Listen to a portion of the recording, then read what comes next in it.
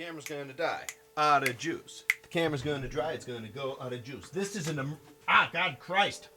Pardon me. I mean that with most respect. Honestly. Here I am, putting on my headgear. This is an emergency news bulletin. And I'll tell you why.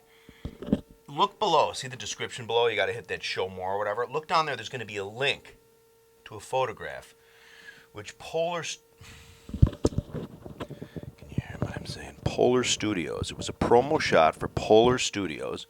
ABBA's Polar Studios, where Zeppelin recorded In Through the Outdoor in October, November and December of 1978.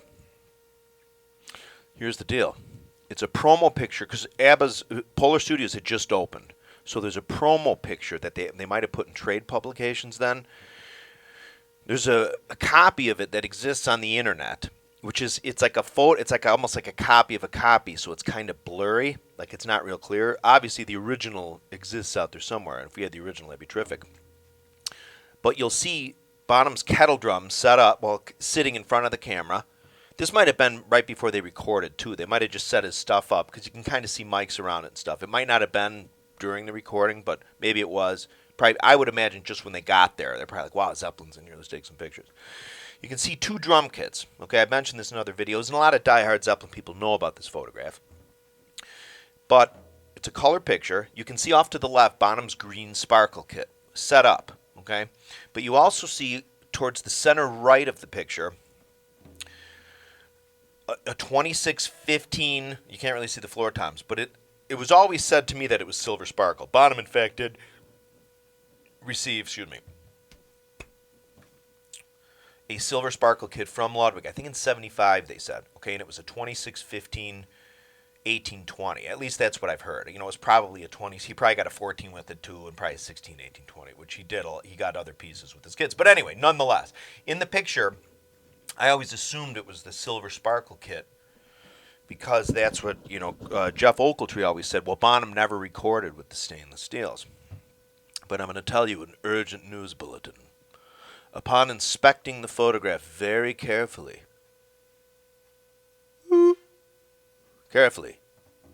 this is why I grab my cymbals all the time, because they resonate, which doesn't really bother me, but it kind of does.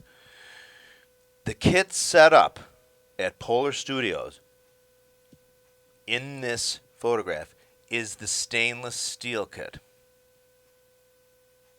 Let me say that again.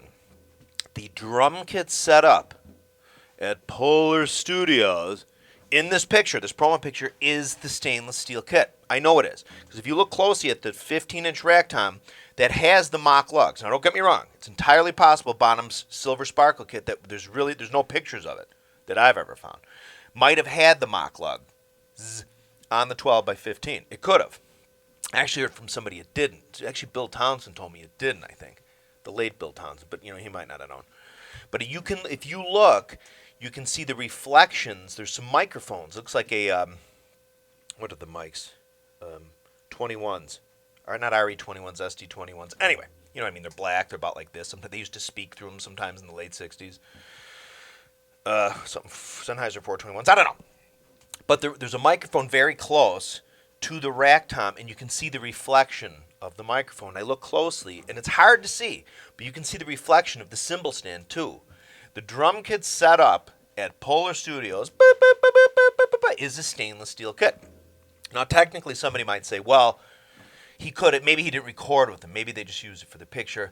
Yes, maybe, but they wouldn't have gone through the expense, at Zeppelin's expense, to ship the stainless steel kit just for that photograph. I guarantee you, Jimmy Page, they wouldn't have spent the money on it. So there we go. It is my assertion here officially today, March 6th, 2016, that I think Bonham, the drums we hear, at least some of them on Into the Outdoor, might be the stainless steel kit. You can see the green sparkle kit off to the left, which I think was his favorite kit to record on, at least. I was always told by Bill Townsend and somebody else, I forget, that the Silver Sparkle kit was all over Presence. That a Presence was recorded with the Silver Sparkle kit. But anyway, I can assure you, I'll put the link to the photograph below. You can look. And right off the bat, a lot of guys are going to go, oh, how can you tell, blah, blah, blah. Look closely. The only drum you can really tell from is the 12 by. It's clearly a 12 by 15. It's a massive ragtime. And if you look, you can see the mock lugs. Okay. Again, the Silver Sparkle kit might have had mock lugs, at least on the tom. Remember, on Bonham stainless steel kit, only the rack tom had the mock lugs. The bass drum and the floor toms did not. Okay. So that is the announcement I have. Oh, stainless steel.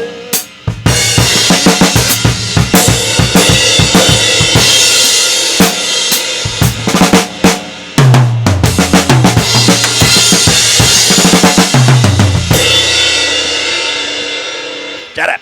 Silence. So that's it. That's the urgent announcement. Glug, glug, glug.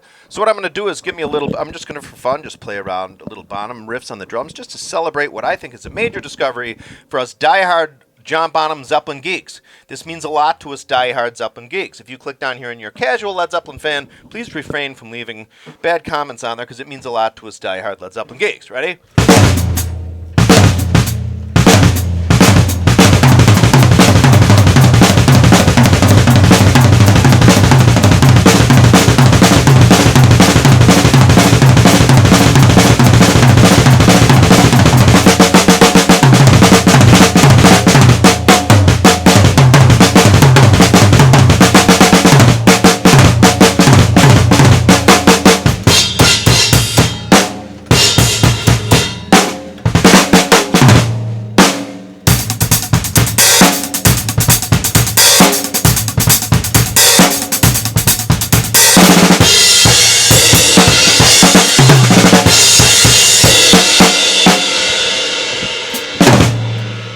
Anyway, thanks for watching this important news bulletin. It's like Ron Burgundy. This is an important news bulletin. Check the photograph out. I'm telling you, it's pretty freaking neat. So now that a lot of the folks know about it, if you haven't seen it before, somebody out there try to find the original photograph, okay? It exists. Look possibly, and it's in English, okay? It's introducing, it's not, you don't see Swedish print. I mean, it's actually English. So if anybody has like old 1978, 79, even 80, maybe like publications, maybe like, I don't know, if recording and sound or whatever, if those magazines were around then, look through the old copies. I guarantee you that ad's in there. We'll get a high quality scan. Thanks for watching. More videos on the way. More videos on the way. Yes, they are. Hey.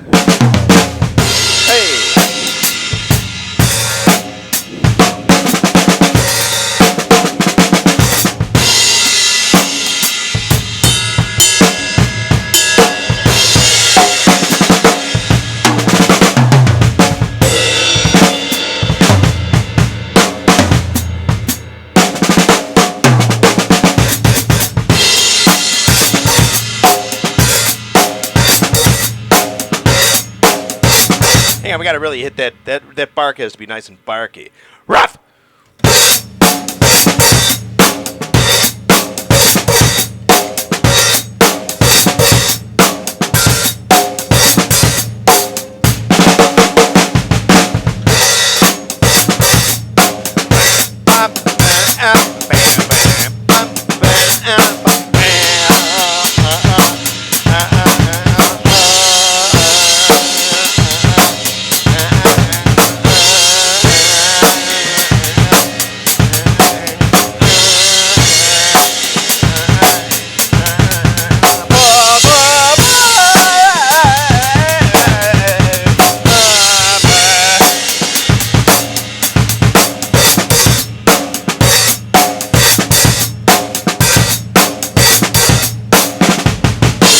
By the way,